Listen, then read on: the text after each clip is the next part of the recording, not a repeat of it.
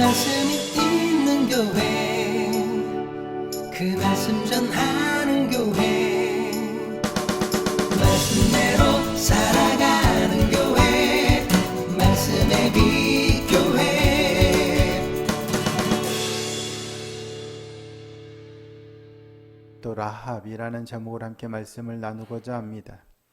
지난주에는 은밀하게 조용히 그렇게 일을 진행하려고 했지만 하나님께서 다 드러나게 하셨다. 그럼에도 불구하고 그것이 실패가 아니라 은혜였다라는 내용으로 함께 말씀을 나누었습니다.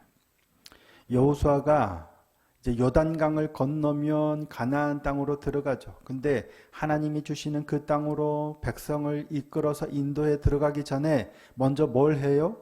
정탐꾼 2사람을 보냅니다. 정탐꾼을 파견하죠. 그런데 조용히, 가만히, 은밀하게, 비밀리에 보냈다라고 말씀을 드렸죠. 왜 은밀하게 정탐꾼을 보냈을까요? 기본적으로는 이 정탐꾼들의 안전을 위해서겠죠. 정탐한 걸 안 들키려고 그러는 거겠죠. 그래서 은밀하게 보내는 겁니다. 그런데 문제는 아니죠. 적들이 알지 못하게 은밀하게 조용히 보내는 것은 당연하지만 여기서 말하는 조용히는 적들이 모르게 조용히 보낸 게 아니라 누가 모르게 해요? 이스라엘 백성들이 모르게 조용히 보내는 거예요. 예전에는 이스라엘 각 지파에서 대표들을 한 사람씩 불러다가 공식적으로 보냈어요.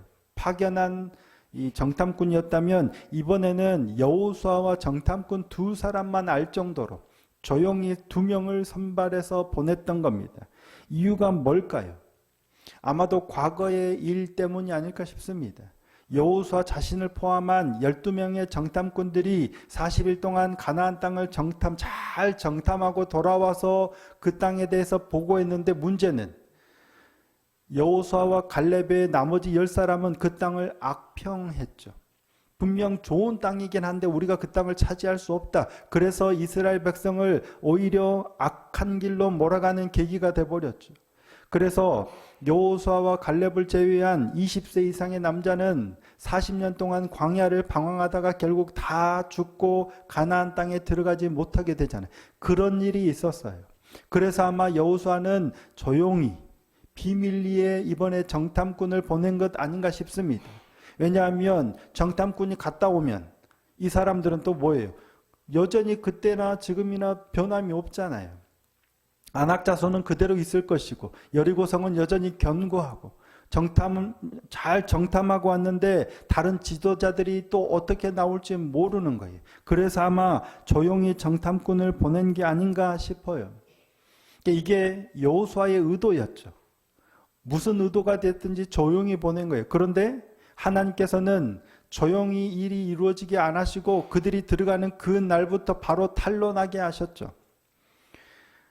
이스라엘에서 정탐꾼 2명이 들어왔다는 소식을 그날 밤에 곧 여리고 왕에게 아뢰입니다. 그래서 여리고 왕이 그 정탐꾼들을 잡으려고 사람을 보내죠. 하지만 지난주에도 말씀드렸다시피 이거는 실패가 아닙니다. 오히려 은밀하게 하려다가 다 드러났지만 이걸 통해서 하나님께서는 그 땅을 너희에게 주셨다라는 걸 더 선명하게 드러나게 하시는 거예요. 은밀히 보고 왔다면 또 다른 생각을 할 수도 있어요. 그런데 오히려 드러나게 해서 이제 너희가 건너가서 그 땅을 차지해도 된다. 하나님을 두려워하고 너희를 두려워한다. 그 땅을 차지하자. 이런 결론에 이르게 합니다.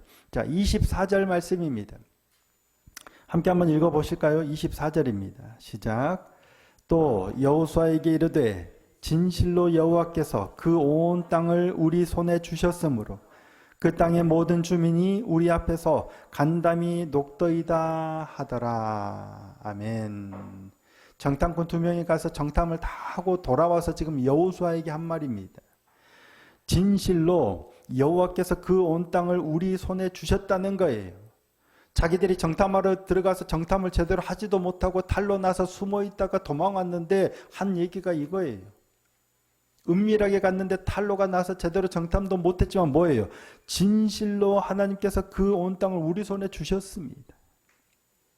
그 땅의 모든 주민이 우리 앞에서 간담이 녹더이다. 그 말을 듣고 그 말을 듣고 여호수아도 용기를 얻고 확신을 하고 그 다음날 곧장 사람들을 일으켜 세워서 이제 요단을 건너려고 시딤에서 요단강 앞에까지 갑니다. 자, 3장 1절 말씀입니다. 또 여호수아가 아침에 일찍이 일어나서 그와 모든 이스라엘 자손들과 더불어 시딤에서 떠나 요단에 이르러 건너가기 전에 거기서 유숙하니라. 정탐꾼들의 말을 듣고 나서 그 다음날 아침 일찍 일어나서 모든 백성들을 데리고 정탐을 보냈던 시딤을 떠나서 요단강 앞에까지 가서 거기서 유숙하는 거예요. 이제 그리고 다음에 이어지면 사흘 후에 건널 테니까 준비하라 또 명령합니다. 그러니까 이 정탐은 정탐 후에 여호수아도 더 확신하게 된 거죠. 아, 하나님이 정말 저 땅을 우리에게 주기로 작정하셨구나. 건너가면 되겠다라고 확신하게 된 겁니다. 그러면 정탐꾼들은 왜 기생 라합의 집에 들어갔을까 하는 겁니다. 은밀하게 보낸 이유가 그랬다면 왜 그렇게 갔던 정탐꾼들은 기생 라합의 집에 들어가서 유숙하게 되었을까 하는 겁니다. 첫째는 그곳은 정보를 모으되 그에 대해서 어떤 질문도 받지 않을 좋은 장소였기 때문이죠.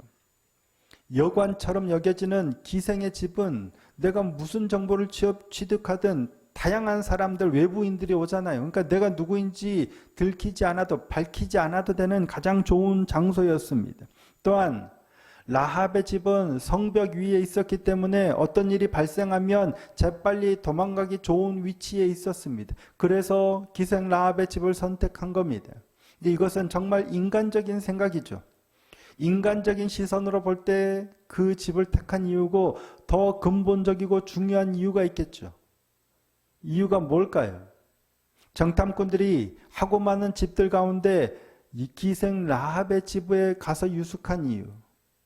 하나님께서 거기로 인도하셨기 때문이 아닌가 싶습니다. 더 근본적으로는 하나님께서 인도하신 거예요. 하나님께서 라합이 어떤 생각을 가지고 있고 하나님께서 이스라엘에 대해서 하나님에 대해서 어떤 마음을 가지고 있는 걸 아시고 이스라엘에게 도움이 되겠다 싶어서 거기로 정탐꾼을 보내신 거예요. 물론 우리는 모르죠. 근데 이게 하나님의 섭리 가운데 있다라고 보면 하나님께서 알고 보내셨어요. 그러면 왜 하나님께서는 라합을 선택하셨을까 하는 겁니다. 왜 라합이에요? 한마디로 하면 라합의 무엇 때문에요? 믿음 때문입니다. 다른 게 아니라 라합의 믿음 때문에 정탐꾼을 그곳으로 보내셨고 결국 라합의 집도 믿음 때문에 구원을 얻습니다. 라합은 잘 아시다시피 기생입니다. 몸을 파는 창기입니다. 여리고의 정탐꾼을 도울 사람이 이 기생 라합 말고는 없었을까요? 다른 사람은 얼마나 훨씬 기생보다 좋은 사람이 표현이 그런가요? 다른 사람도 얼마든지 있었을 거예요. 그런데도 하나님께서는 그의 직업이 무엇이든지 상관없이 그를 택하십니다. 더구나 라합은 정탐꾼들을 돕기 위해서 거짓말까지 하죠. 자신이 이미 정탐꾼을 지붕 위에 있는 3대에 숨겨놓고 나는 우리 집에 누군가 오긴 했는데 그들이 어디서 왔는지도 모릅니다. 해질 때쯤 그들이 나갔는데 어디로 갔는지 모르지만 급히 쫓아가면 잡을 수 있을 겁니다. 라고 거짓말을 해서 잡으러 온 사람들을 돌려보내죠. 그리고 정탐꾼들을 숨겨준 겁니다. 라합이 이처럼 거짓말을 한 건 정탐꾼들을 돕기 위해서겠죠. 정탐꾼들의 생명을 살리기 위해서 거짓말한 거예요. 그러면 생명을 살리기 위해서 거짓말했으니까 괜찮은 건가요? 거짓말이 정당화될 수 있는가 하는 겁니다. 그녀는 기생이었고 거짓말까지도 서슴없이 하는 사람이었지만 하나님께서는 그를 택하셨어요. 왜일까요? 성경은 라합이 거짓말한 거에 대해서는 한마디도 언급하지 않습니다. 그가 좋은 일을 하려고 했지만 거짓말을 했다라고 라합의 거짓말에 대해서는 언급하지 않아요. 거짓말이 죄인 것은 분명합니다. 하지만 라합이 거짓말을 했다고 책망하거나 문제 삼지 않는다는 얘기. 오히려 성경은 히브리서에서 라합의 믿음에 관해서 언급합니다. 자, 히브리서 11장 31절 말씀입니다. 믿음으로 기생 라합은 정탐꾼을 평안히 영접하였으므로 순종하지 아니한 자와 함께 멸망하지 아니하였도다. 무엇으로? 믿음으로. 히브리서 11장이 지금 믿음에 관한 말씀이잖아요. 믿음으로 라합은, 그러면서 거짓말했다 이런 건 아예 없어요. 칭찬하는데 딱 하나, 믿음에 대해서 칭찬하면서 거짓말에 대한 언급은 없습니다. 이에 대해서 몇 가지 설명이 제시되고 있습니다. 자, 첫째, 하나님은 라합의 믿음 때문에 그녀의 거짓말을 용서하셨다. 잘 한번 천천히 들어보세요. 하나님은 라합의 믿음 때문에 그녀의 거짓말을 용서하셨다. 둘째, 라합은 적을 속였을 뿐이다. 이는 전시에는 일상적이고도 수용되는 일이다. 자, 셋째, 라합은 이스라엘 백성이 아니었으므로 하나님의 율법에 제시된 도덕 규범을 지켜야 할 책임을 지지 않을 수 있었다. 넷째, 라합은 하나님의 백성을 보호하는 더 고귀한 원리를 지키기 위해 진실을 말해야 한다는 덜 중요한 원리를 어겼다. 어떤 게 좋아 보입니까? 어떤 게 맞는 것 같아요? 답이 있을 수도 있고 없을 수도 있습니다. 뭐가 더 고귀한 원리고 뭐가 덜 중요한 원리가 있을까요? 여러 설명들이 제시되었지만 이 중에 답은 글쎄요, 있을 수도 있고 없을 수도 있는데 잘 모르겠습니다. 이 중에 정답이 없을 수도 있습니다. 하지만 사실은 이 중에 정답이 있느냐 없느냐는 중요하지 않습니다. 사실 그 이유도 중요하지 않아 보입니다. 무엇을 위해서 거짓말을 하는 게 정당하냐 아니냐 이걸 논할 필요도 없어 보입니다. 성경은 그녀의 거짓말에 대해서 침묵하고 있기 때문입니다. 왜 이게 따지는 게 의미가 없어요. 왜? 성경이 그거에 대해서 침묵하고 있기 때문입니다. 옳으냐 그르냐 왜 그러지 따질 필요가 없다는 얘기예요. 그것의 옳고 그름이 중요하지 않기 때문입니다. 그래서 성경은 라합의 거짓말에 대해서 언급하지 않습니다. 정탐꾼들의 생명을 구할 수 있는 방법이 그것 말고는 없었을까요? 거짓말을 안 하더라도 정탐꾼을 구할 수 있는 방법이 없었을까요? 모릅니다. 하지만 라합은 그 순간 임박한 압박감 가운데 그녀가 선택한 게 그거예요. 본인에게 떠오른 가장 좋은 방법이 아마 그거였을 거예요. 그래서 그 방법을 택했을 겁니다. 우리도 대부분 이럴 때가 있잖아요. 솔직하게 말해야 하느냐 아니면 누군가를 위해서 더 유익을 위해서 거짓말을 해야 되느냐. 그 순간 어떻게 해야 됩니까? 정직해야 할까요? 아니면 다른 사람의 목숨을 위해서 아니면 누군가 공동체의 유익을 위해서 거짓말하는 게 옳을까요? 뭐가 옳을까요? 답은 모릅니다. 그리고 사실은 성경도 그것에 대해서는 정확하게 말씀하지는 않습니다. 그 순간 우리는 사실 문제를 완벽하게 해결할 길이 없다고 느낄지도 모릅니다. 정직을 택해야 되나 아니면 교회를 위해서 내가 거짓말을 하는 게 옳은가? 물론 고민은 해야 되겠죠. 그리고 하나님께 물어야 되겠죠. 다행히도 하나님은 어떤 상황에서 우리에게 완벽하라고 요구하지는 않으신다는 거예요. 정직을 지켜야지 아니면 공동체를 위해서 네가 희생해야지 뭔가 완벽한 답을 내놓으라고 우리에게 요구하지 않으세요. 그러니 우리가 그 순간 물론 고민하고 하나님께 물어야 되겠지만 이게 정답이야. 나는 꼭 정직해야 되니까 이것만 지켜야 돼. 나는 꼭 이래야 되니까 또 생명을 위해서 이렇게 해야 돼. 이렇지 않다는 얘기예요. 하나님을 신뢰하고 우리가 할 수 있는 최선을 다하라고만 요구하세요. 뭐가 완벽하니까 너는 완벽한 길을 걸어라라고 요구하시는 게 아니라 하나님을 바라보고 하나님을 의지하고 그 안에서 내가 할 수 있는 최선을 다하라고 요구하시는 거예요. 라합은 지금 그렇게 했어요. 그래서 그녀가 믿음이 있다라고 칭찬을 받은 겁니다. 그녀가 그 상황에서 거짓말을 한 게 괜찮다 아니다 이런 차원이 아니라 하나님을 향한 믿음으로 그렇게 행한 거예요. 라합은 기생이었고 거짓말하는 것에도 별 부담이 없어 보였지만 그럼에도 불구하고 하나님께서 그녀를 택하신 것은 그녀를 택하시고 그녀를 통해서 일하신 것은 딱 하나입니다. 믿음 때문입니다. 그럼 무엇이 라합의 믿음이었을까? 라합이 어떻게 했기에 그녀가 믿음이 있다라고 말씀하신 것일까? 자, 라합의 믿음이 드러나는 장면입니다. 라합이 정탐꾼들에게 한 말입니다. 9절에서 11절 말씀입니다. 9절에서 11절 말씀입니다. 천천히 한번 함께 읽어보실까요? 자, 시작. 말하되 여호와께서 이 땅을 너희에게 주신 줄을 내가 아노라. 우리가 너희를 심히 두려워하고 이 땅 주민들이 다 너희 앞에서 간담이 녹나니 이는 너희가 애굽에서 나올 때에 여호와께서 너희 앞에서 홍해물을 마르게 하신 일과 너희가 요단 저쪽에 있는 아모리 사람의 두 왕 시온과 옥에게 행한 일 곧 그들을 전멸시킨 일을 우리가 들었음이니라. 우리가 듣자 곧 마음이 녹았고 너희로 말미암아 사람이 정신을 잃었나니 너희의 하나님 여호와는 위로는 하늘에서도 아래로는 땅에서도 하나님이시니라. 아멘. 이게 라합의 고백입니다. 정탐꾼들을 숨겨주면서 정탐꾼들에게 한 말이에요. 라합의 고백이고 그래서 라합은 정탐꾼들을 도와준 거예요. 그래서 성경은 그녀가 믿음이 있다라고 말하는 겁니다.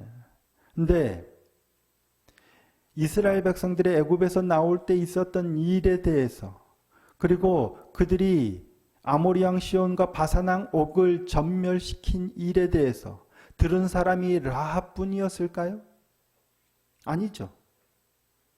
아마도 여리고에 있는 사람들은 다 들어서 알고 있었을 겁니다. 가나안 땅에 있는 사람들 거의 대부분은 그 사실을 다 들어서 다 알고 있었어요. 그래서 그 소식을 듣고 두려워서 간담이 높고 정신이 혼미했습니다. 라합만 그런 게 아니라 다른 사람들도 다 그랬어요. 자, 11절. 우리가 듣자예요. 내가 듣자가 아니죠. 우리가 듣자 곧 마음이 녹았고 너희로 말미암아 사람이 정신을 잃었나니 너희의 하나님 여호와는 위로는 하늘에서도 아래로는 땅에서도 하나님이시니라. 우리가 그런 거예요. 나만 듣고 나만 두려워서 마음이 녹고 정신이 혼미해진 게 아니라 우리가 다 그런 거예요. 그런데도 불구하고 라합이 믿음이 있다라고 한 이유가 뭘까요? 다른 사람들은 아닌데 라합만 하나님은 위로는 하늘에서도 아래로는 땅에서도 하나님이시다라는 고백 때문일까요? 물론 그 고백은 출발입니다. 그러면 다른 사람들은 그런 고백을 한 적이 없을까요?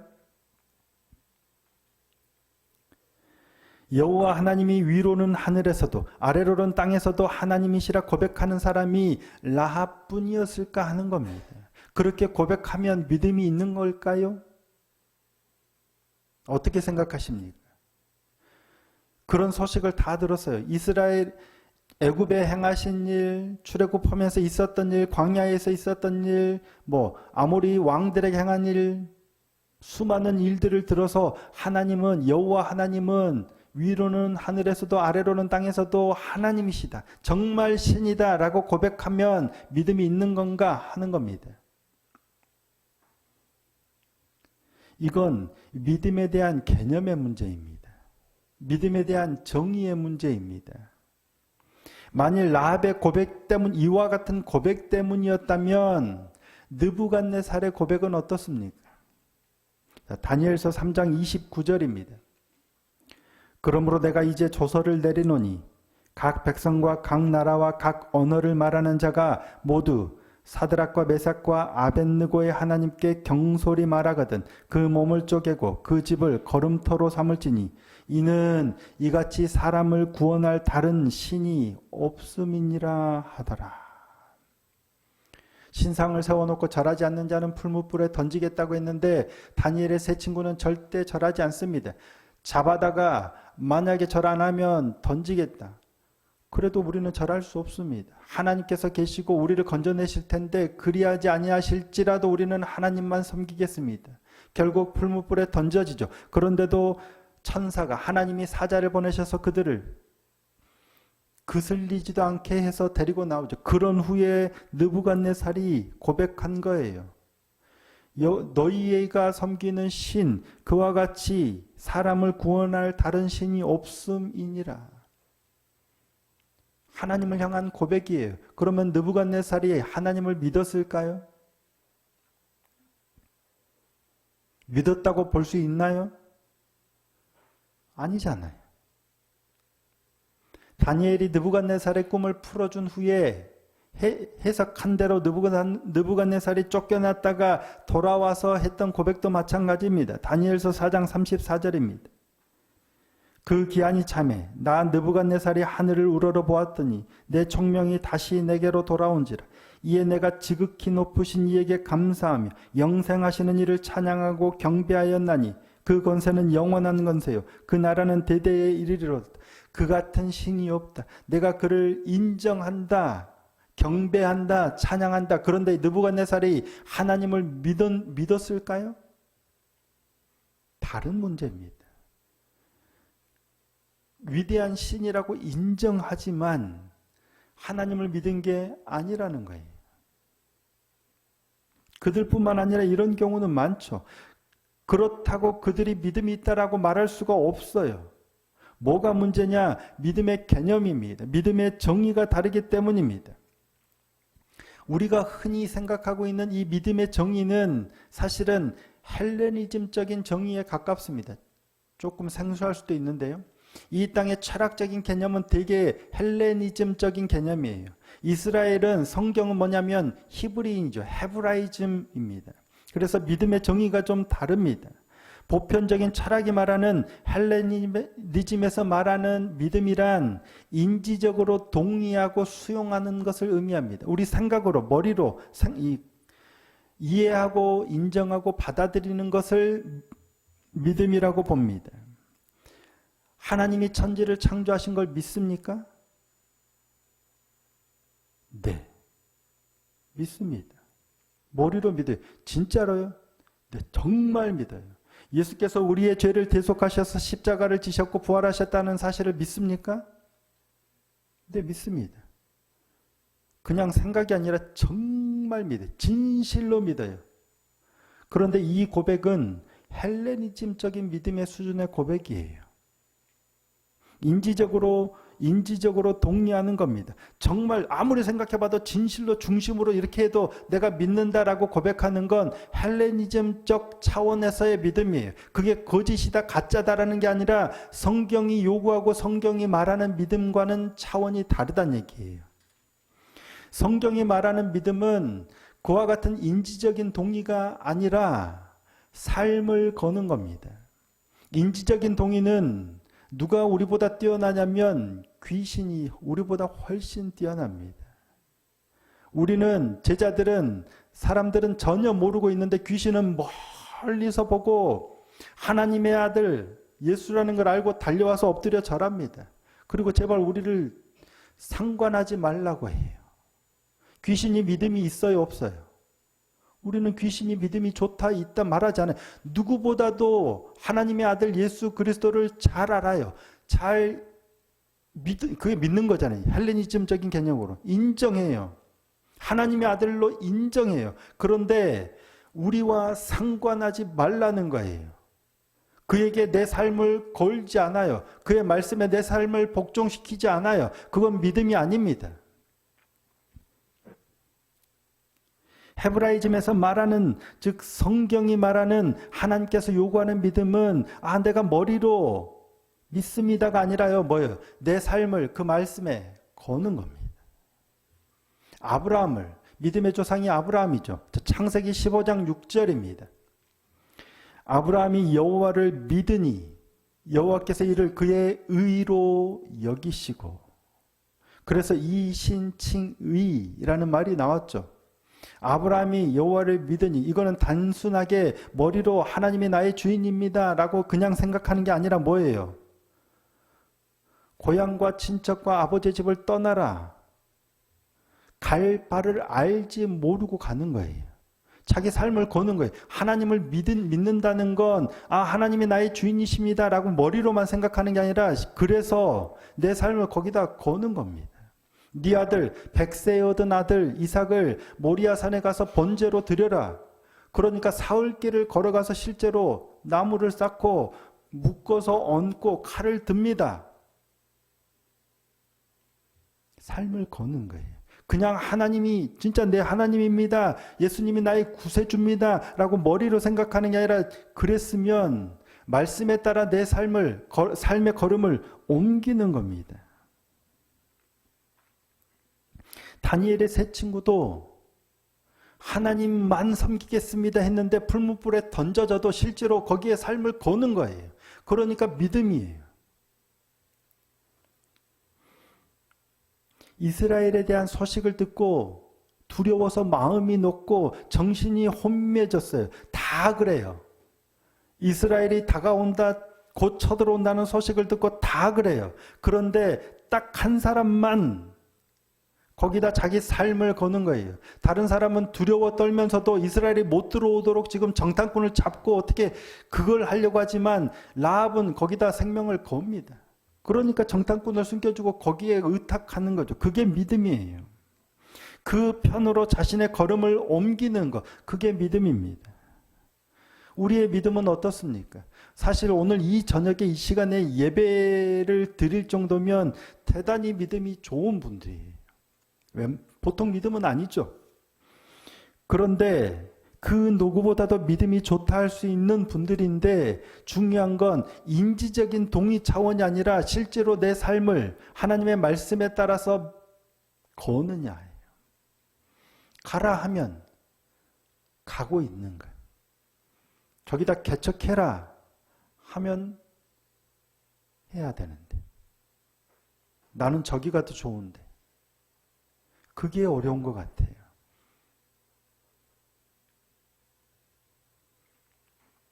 성경이 말씀하는 믿음은 그냥 머리로만, 생각으로만, 정말 진실로가 아니라 실질적으로 하나님의 말씀에 내 삶을 거는 겁니다. 그래서 내 걸음을 옮기는 겁니다. 앞으로도 우리가 계속 살펴보겠지만, 이스라엘은 요단강이 마르지 않았어요. 흐르고 있는데 발을 내디드라. 언약궤를 메고 발을 내딛습니다. 이게 믿음이에요. 마른 후에 내딛는 게 아니라 내딛으라 하면 내딛는 거예요. 말씀에 따라서 거는 겁니다. 이게 믿음입니다. 오늘 저와 여러분은 하나님이 내게 말씀하시는 그 말씀에 내 삶을 걸고 있는가, 그걸 알기 위해서 당연히 말씀 앞에 서야 되는 거고요. 내가 하나님의 말씀을 따라서 걸음을 잘 내딛었는가 아닌가를 보기 위해서도 말씀 앞에 서야 됩니다. 내게 믿음이 있는가를 점검하기 위해서 그래서 매일 말씀 앞에 서는 거예요. 그게 안 됐으니까 또 기도하는 거죠. 믿음 없음을 긍휼히 여겨주시고 말씀을 따라서 걸음을 내디딜 수 있는 용기를 달라고 또 간구해야죠. 그래서 늘 말씀과 기도의 자리를 반드시 지켜내야만 합니다. 믿음으로 과감하게 그 걸음을 내디딜 수 있는 담대한 믿음의 사람이 될 수 있기를 주님의 이름으로 축복합니다.